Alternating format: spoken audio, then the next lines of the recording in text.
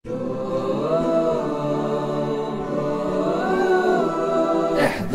احذر من أسباب الغفلة، احذر من أسباب الغفلة، فالموت يجيء بلا مهلة، فالموت يجيء بلا مهلة. دنياك تضيع ولا تدري، والجاهل يمضي في جهله. احذر احذر من أسباب الغفلة، وتغفل عن درب المولى، عن غايات الدين المثلى. حين ترى الأفعال الفضلى تنساها من أول وهلة.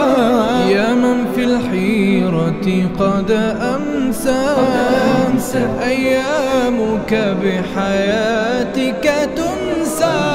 هل تلقى في بحرك مرسى، ويفوتك ميعاد الرحلة، ويفوتك ميعاد الرحلة.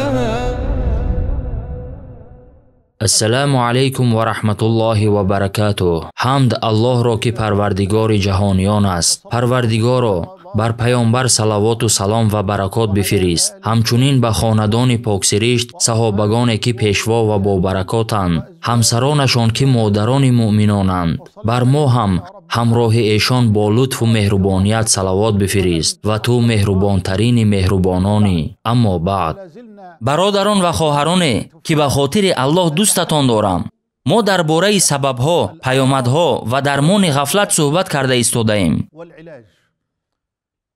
ما در برنامه گذشته درباره اولین راه درمان غفلت صحبت کردیم که آن صمیمانه از الله یاری خواستن، مدد پرسیدن و خود را در نزد الله عاجز دانستن است و تسلیم شدن در برابر قوت و قدرت و توانایی الله تبارک و تعالی بود. امروز بیایید درباره یکی از بزرگترین راه‌های درمان دیگر این بیماری صحبت کنیم. آن چنگ زدن به الله تعالی می باشد. بله، چنگ زدن یعنی پناه بردن به الله، صادقانه به او توکل کردن و صادقانه از او یاری خواستن و صادقانه به او تسلیم شدن و واگذار کردن همه کارها به او می باشد. و هر که به الله چنگ زند، پس همانا به سوی راه راست هدایت یافته است. فقط کسی از غفلت نجات می یابد، به سوی راه راست هدایت می یابد که به الله چنگ بزند. اعتصام یا چنگ زدن دو نمود می شود: چنگ زدن به الله و چنگ زدن بر اسمان الله. محور و اساس نجات در دنیا و آخرت در تمسک به این دو چیز است. الله تعالی می فرماید: و شما همه بر اسمان الله چنگ زنید و پراکنده مشوید. ابن عباس می فرماید: و شما همه بر اسمان الله چنگ زنید، یعنی به دین الله چنگ زنید. دین الله همان اسلام است که بر دو اصل بنا شده است. یکم این که الله را به یگانگی پرستش کنیم و کسی را با او شریک ندانیم.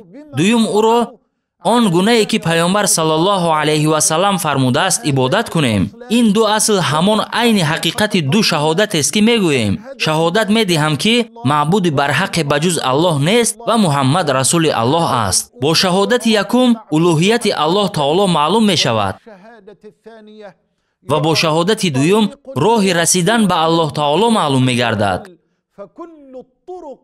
یگانه راه رسیدن به الله راه پیامبر صلی الله علیه و سلم می باشد.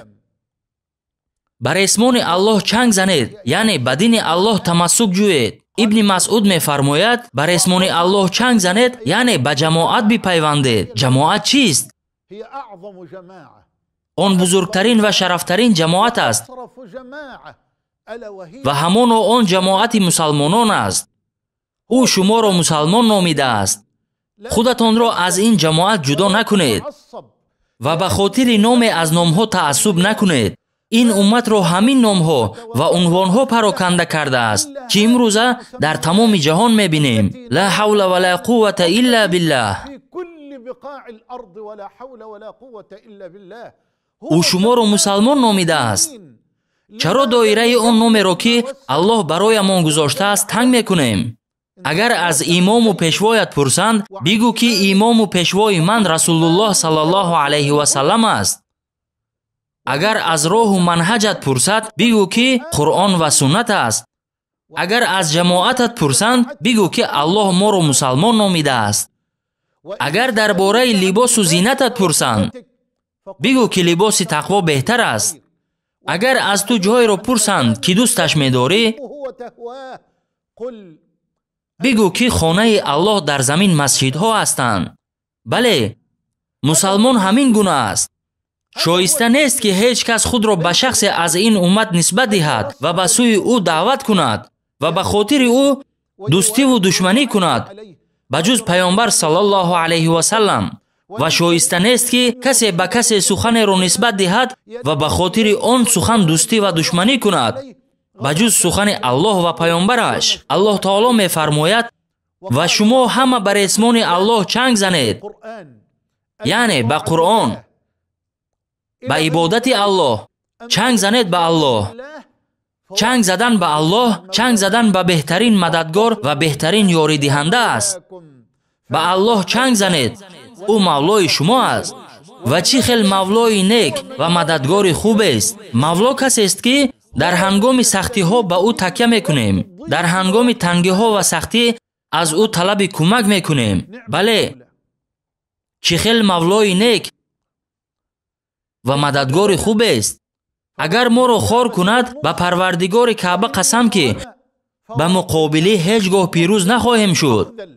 و اگر پیروزمان کرد به پروردگار کعبه قسم که در مقابله هیچگاه شکست نمیخوریم. به الله چنگ زنید، او مولای شما است و چه خیل مولای نیک و مددگار خوب است. هر کسی به او چنگ زند نجات مییابد و هر کسی به او توکل کند برایش بسندگی میکند و هر کس کارهای خود را به الله واگذار کند و هر کس از او طلب یاری کند او را یاری و بنیاز میکند. ما از این درد یعنی از غفلت و دیگر بیماری ها هیچ راه خلاصی نداریم مگر با چنگ زدن به قرآن و سنت، مگر با پیروی کردن به پیامبر صلی الله علیه و سلم و مخالفت نکردن با او. سخنان خود را با این حدیث زیبا به آخر میرسانم که بخاری و دیگران روایت کردند. وقتی که جنگ احد به آخر رسید، ابو سفیان به طرف عسکرگاه مسلمانان نزدیک شده ندا کرد: آیا محمد در میان شما هست؟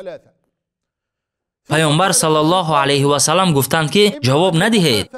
این سخنش را 3 بار تکرار کرد و سپس گفت: آیا ابو کوحافه یعنی ابو بکر در میان شما هست؟ پیامبر صلی الله علیه و سلم گفتند که جواب ندهید. این سخنش را 3 بار تکرار کرد و سپس گفت: آیا ابن خطاب در بینتان هست؟ پیامبر صلی الله علیه و سلم گفتند که جواب ندهید. این سخنش را 3 بار تکرار کرد و سپس گفت: اینها همه کشته شدند؟ عمر خود را به دست گرفته نتوانست و گفت: ای دشمن الله، دروغ گفتی. به الله قسم که آن کسانی که نامبر کرده زنده هستند. ابو سفیان گفت: امروز بر عوض روز بدر است و جنگ نصیب است و گوش و بینی مرده هایتان را بریدند، ولی این کار دست من نیست و کسی را به این کار امر نکردم. سپس ابو سفیان به کوه برآمده گفت: حب الغالب است، حب الغالب است، یعنی به ما یاری داد تا مسلمانان را شکست دهیم. پیامبر صلی الله علیه و سلم فرمودند: آیا جواب نمیدهید؟ به او جواب دهید. صحابه ها گفتند: چی گوییم ای رسول الله؟ بگویید که الله بزرگ و بلند مرتبه است. ابو سفیان گفت: ما عزا را داریم ولی شما ندارید. پیامبر صلی الله علیه و سلم فرمودند: آیا جواب نمیدهید؟ به او جواب دهید. صحابگان گفتند: چی گوییم ای رسول الله؟ فرمودند: بگویید که الله مولای ماست و شما مولای ندارید. به بهترین مولا و یاری دهنده چنگ زنید. ما از این درد و تمام بیماری ها هیچ راه خلاصی نداریم مگر با چنگ زدن به دین الله تعالی و با چنگ زدن به الله تعالی. از الله میخواهم که به من و شما توفیق دهد تا صادقانه به او چنگ بزنیم و کارهای خود را به او واگذار کنیم. به ما لذت اونس با خودش و حلاوت توکل به خودش را عطا کند. همانا او به همه کار قادر و تواناست. سلام و درود و برکات الله به پیامبرمون محمد و بر خاندان و اصحاب ایشان باد. و السلام علیکم و رحمت الله و برکاته.